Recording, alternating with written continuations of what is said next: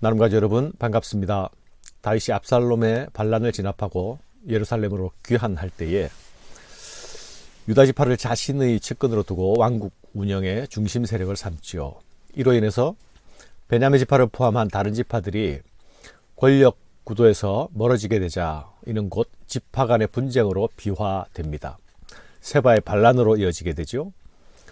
이때 다윗은 아마사에게 반란군 진압을 위한 군대를 유다 지파 사람들로 소집하게 하는 명령을 내립니다. 아마사는 이미 다윗의 군대 장관으로 부름을 받았고 이제 반란군 진압을 위한 최고 사령관으로 임명되게 되는 것이죠. 그러나 요압은 자신의 자리를 차지하게 된 그 아마사를 다윗의 허락 없이 죽여버립니다. 여기서 우리는 다윗과 요압 사이에서 아주 복잡하고 미묘한 관계를 보게 됩니다. 동지인 듯 동지 아닌 동지이기도 하고 한 몸인 듯 한 몸 아닌 또 내부의 적인 듯 하기도 보입니다. 두 사람의 관계는 분명 왕과 신하, 상하의 군신 관계이죠. 그러나 신하인 듯 신하 아닌 모습과 행태를 요압은 보이고 있지요. 요압은 다윗을 두려워하지도 않습니다. 다윗에게 전심으로 충성하지도 않습니다. 요압은 아브넬을 죽였고 압살롬을 죽였으며 이제 아마사를 죽입니다. 이 모든 일은 그의 독자적인 행동이죠. 그의 진정한 관심은 다윗 왕도 아니고 그 왕의 나라도 아닌 듯 보입니다. 그의 가장 소중한 관심은 오직 자신의 지위와 권력뿐인 듯 보입니다. 그는 다윗의 가장 유명한 장군이었지만 다윗에게 통제되지 않는 날카롭고 위험한 칼이었습니다. 세바의 난은 이스라엘 지파들이 하나 되지 못한 결과 일어난 균열이요 반란입니다. 그러나 요압이란 인물은 다윗 왕국 안에 깊이 숨어있는 은밀한 내부의 적처럼 느껴집니다. 하나님 나라에서는 능력보다 더 중요한 것이 주님을 향한 충성이요 신실함입니다. 하나 되지 못하는 곳에서는 진정한 하나님 나라의 능력이 나타날 수 없습니다. 바울은 교회가 성령 안에서 하나 되기를 힘쓰는 것이 가장 우선적으로 추구해야 할 가치라 말씀합니다. 다윗의 황군길에 이스라엘 지파들이 남북 간 갈등을 드러내죠. 남쪽 유다 지파와 북쪽 열 지파 사이에 첨예한 대립이 드러나고 있습니다. 서로 자신들이 다윗을 예루살렘으로 인도하여 왕으로 추대하겠다는 것이죠.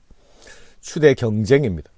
이들은 얼마 전까지 압살롬에게 충성했던 자들이기도 합니다. 그런데 지금 다시 자신들이 나설 자격이 있다고 서로 다투고 있습니다. 온 이스라엘 사람이 왕께 나와 왕께 아뢰되 우리 형제 유다 사람들이 어찌 왕을 도둑하여 왕과 왕의 집안과 왕을 따르는 모든 사람들을 인도하여 요단을 건너게 하였나이까. 온 북쪽 지파 사람들은 유다 지파가 왕을 수용하여 요단을 건넌 일을 두고서 왕을 도둑질했다고 말하고 있죠. 유다도 우리 형제인데 왜 우리만 빼놓고 유다만 특별 대우를 하느냐. 우린 같은 형제가 아니냐는 것이죠. 이에 모든 유다 사람들은 우리는 다 같은 형제가 아니다. 우리는 왕의 종친이다. 라고 혈육을 내세웁니다. 우리는 왕에게 얻어먹은 것도 없고 선물 받은 것이 하나도 없다. 그러니 너희가 불만을 품을 이유가 없지 않느냐라고 말하죠. 유다 지파가 왕의 종친임을 내세우게 되니까 북쪽 지파들은 자신들의 수적 우위를 내세웁니다. 우리는 열목을 가진 관계다. 우리는 열집 하나 되지 않느냐고 반박합니다. 우리는 왕에 대하여 열 몫을 가졌으니 다윗에 대하여 너희보다 더욱 관계가 있거늘 너희가 어찌 우리를 멸시하여 우리 왕을 모셔오는 일에 먼저 우리와 의논하지 아니하였느냐. 하나 유다 사람의 말이 이스라엘 사람의 말보다 더 강경하였더라. 수적 우위를 강조하는 주장보다 혈육을 강조한 유다 지파의 주장이 더 세었던 것 같습니다. 다윗이 그쪽을 지지했기 때문이겠죠. 이미 다윗은 유다 지파를 중심으로 전국을 구성하기 위해 고리고의 논리를 먼저 앞세워 유다 지파를 불러들이지 않았습니까?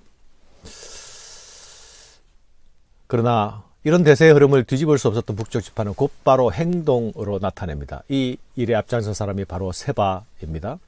북쪽 지파들이 세바를 앞세우고 반란을 일으킨 것이죠. 압살롬의 반란을 진압하고 돌아오는 길에 또 반란이 일어나고 있습니다.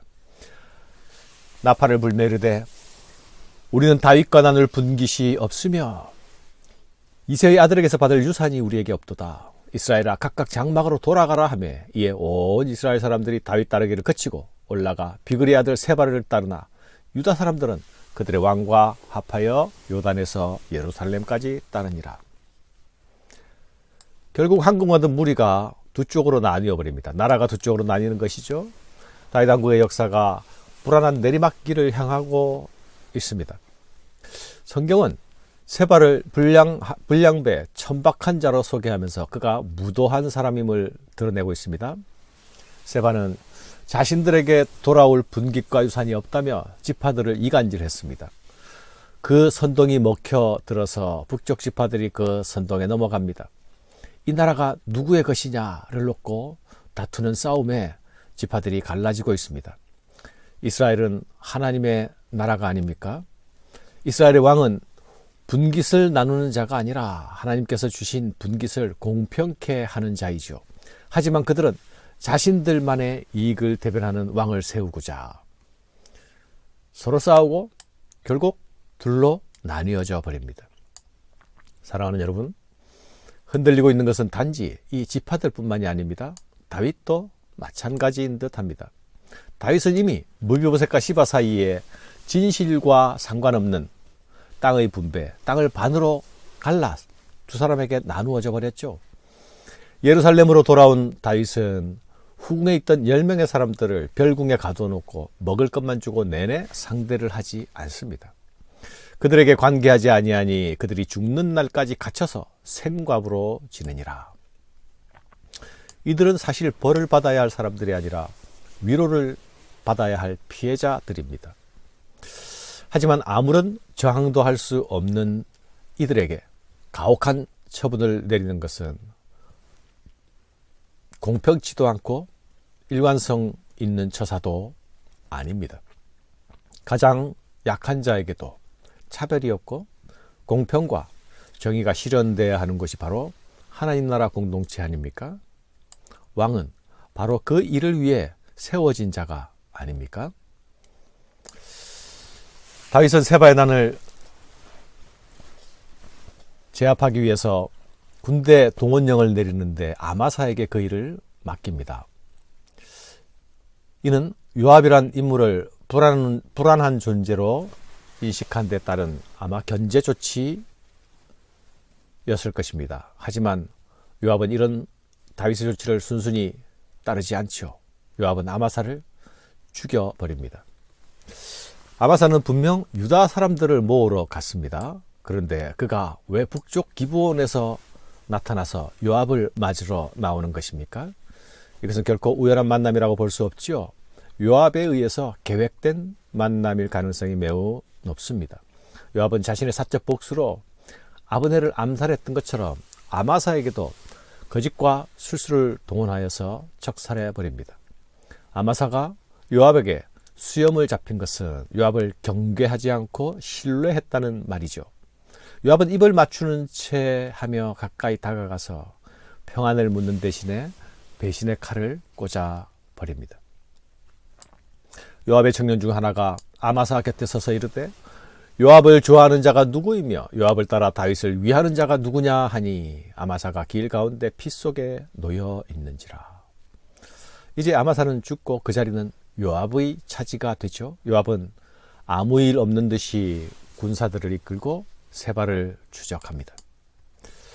사랑하는 여러분, 하나님 나라의 백성은 그 나라와 그 의를 구하는 자들입니다.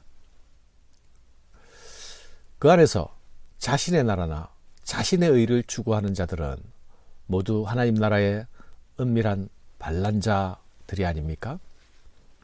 세바는 지파들을 둘로 갈라버린 일에 앞장선 반란자였습니다.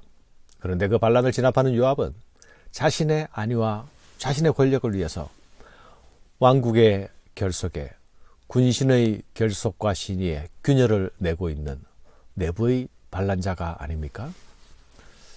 누가 진정으로 하나님 나라를 세우는 자가 되겠습니까? 내 이익보다, 내 지위보다 하나님이 더욱 중요한 사람이 하나님 나라를 세우는 자입니다. 내 지분이나 내 지위보다 예수 한 분만으로 만족하고 그분만 높이는 사람이 세우는 자입니다. 그분께만 신실하게 충성하는 자가 세우는 자입니다. 반란과 충성 사이에서 우리를 가르는 참된 기준이 무엇이어야 할까를 생각해야 하는 아침입니다. 감사합니다.